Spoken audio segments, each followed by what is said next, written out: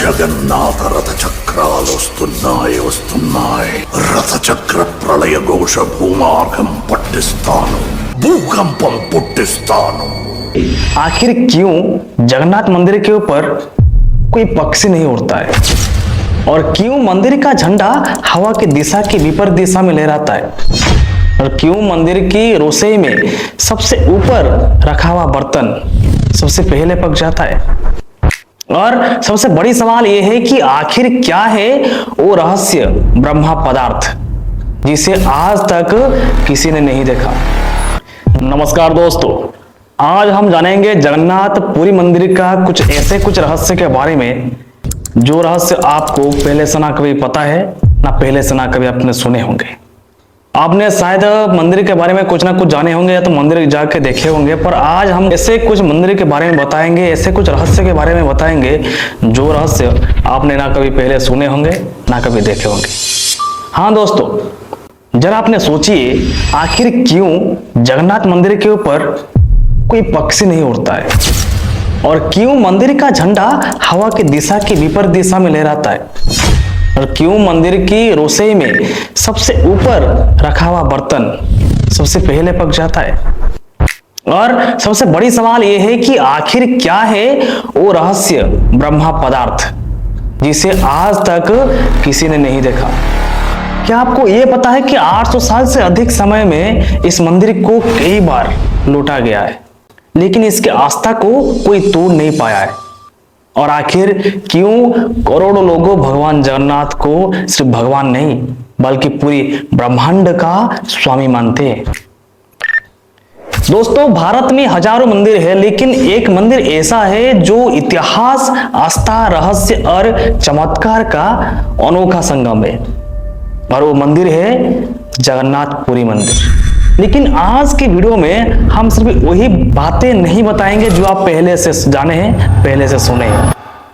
आज हम आपको ऐसे रहस्य बताएंगे जिनके बारे में बहुत कम लोग जानते हैं।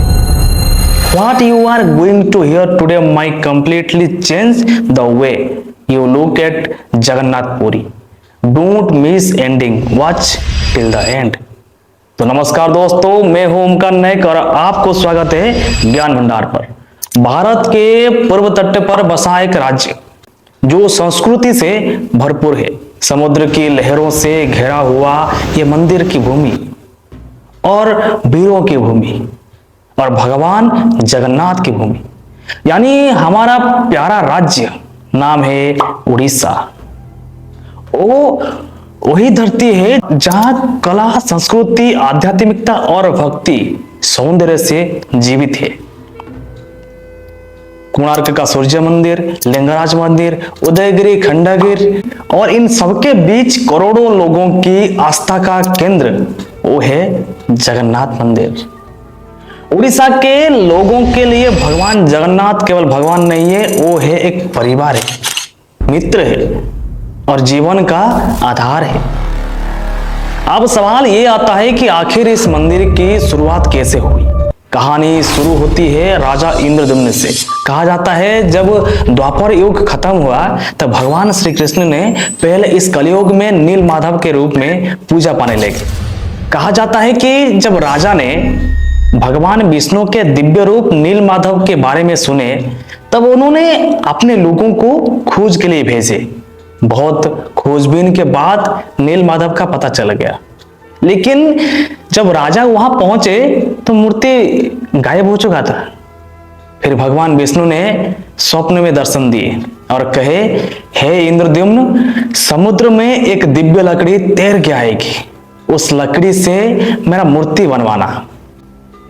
जब सुबह हुआ तब राजा के पास खबर आके पहुंचा कि समुद्र में एक बहुत बड़ा लकड़ी तैर के आया है। राजा तुरंत चले देखने के लिए और उसको ले आए। जब मूर्ति बनाने की बारी आई तब उस राज्य में जितने भी मूर्तिकार थे, जितने भी बढ़ई थे, सब लोग को बुलाया गया। बुला के उनको बोला कि मूर्ति बनाने के लिए। मूर्ति की दूर की बात है, उन लोग उस लकड़ी में एक छेद भी नहीं कर पाए।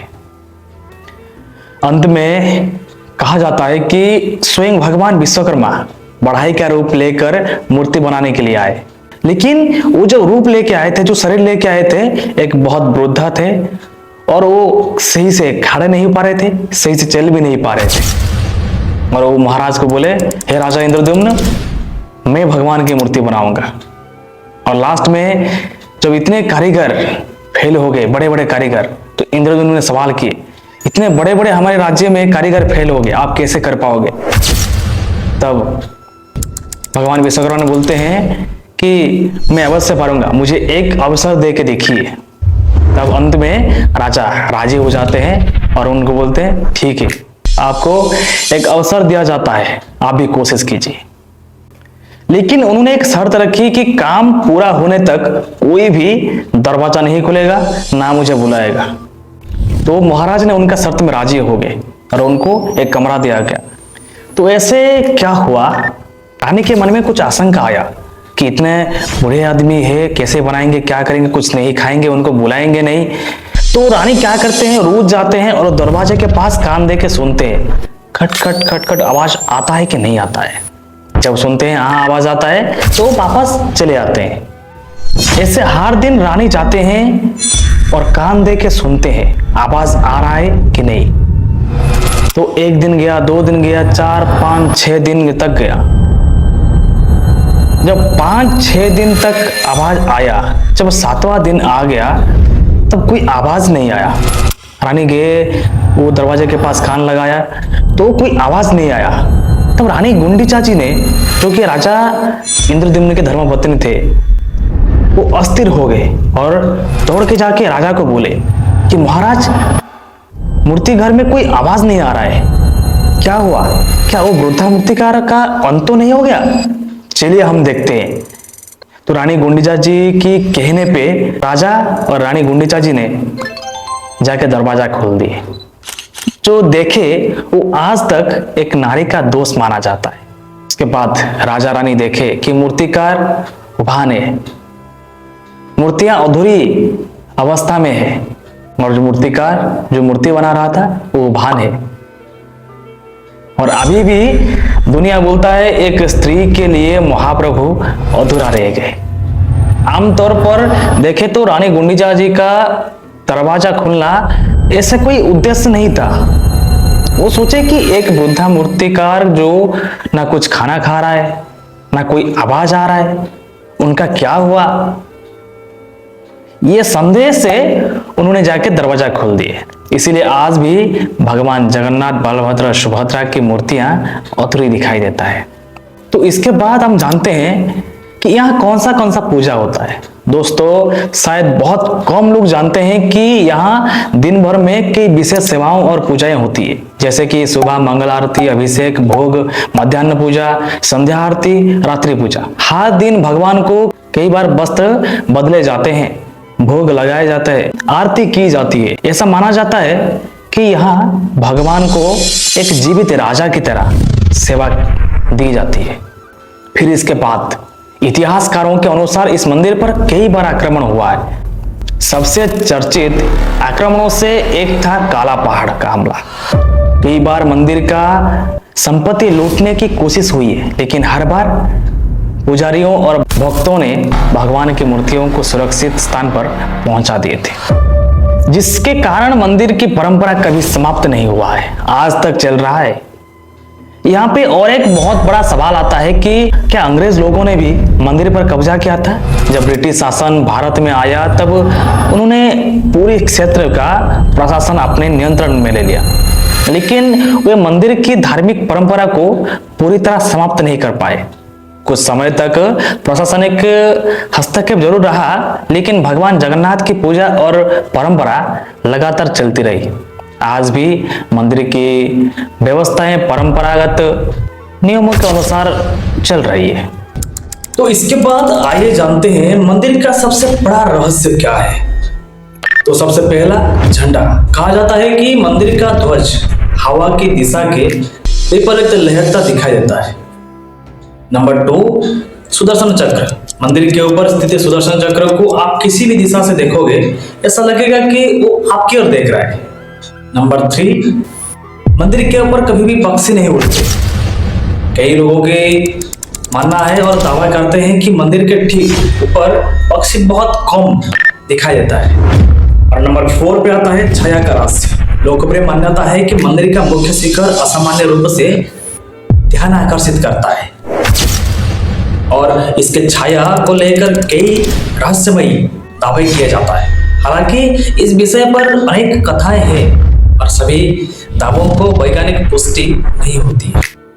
और नंबर 5 समुद्र की आवाज। मुख्य द्वार में प्रवेश करते ही आपको समुद्र की आवाज कम महसूस होता है। जब आप बाहर निकलोगे तब आपको बहुत जोर से समुद्र की हवा, समुद्र की लहरें आपको सुना देता है। और इसके बाद आता है दुनिया की सबसे बड़ी अनोखी रसोई। जगन्नाथ मंदिर के रसोई दुनिया का सबसे बड़ा मंदिर रसोई में से एक माना जाता है। सैकड़ों रसोइया, मिट्टी के हजारों बर्तन, लकड़ी की आग और हजारों श्रद्धालुओं के लिए महाप्रसाद। सबसे आश्चर्यजनक बात है, बर्तन एक दूसरे के ऊपर रखे जाते हैं, लेकिन ऊपर वाला बर्तन सबसे पहले पक जाता है। This is one of the most fascinating tradition of Jagannath temple. यहाँ पे कहा जाता है कि माता लक्ष्मी स्वयं यहाँ पे रसोई करते हैं और यहाँ पे कभी भी खाना कम नहीं होता है। और फिर लास्ट में आता है रथ यात्रा का अद्भुत दृश्य। रथ यात्रा दुनिया का सबसे प्रसिद्ध धार्मिक यात्राओं में से एक है।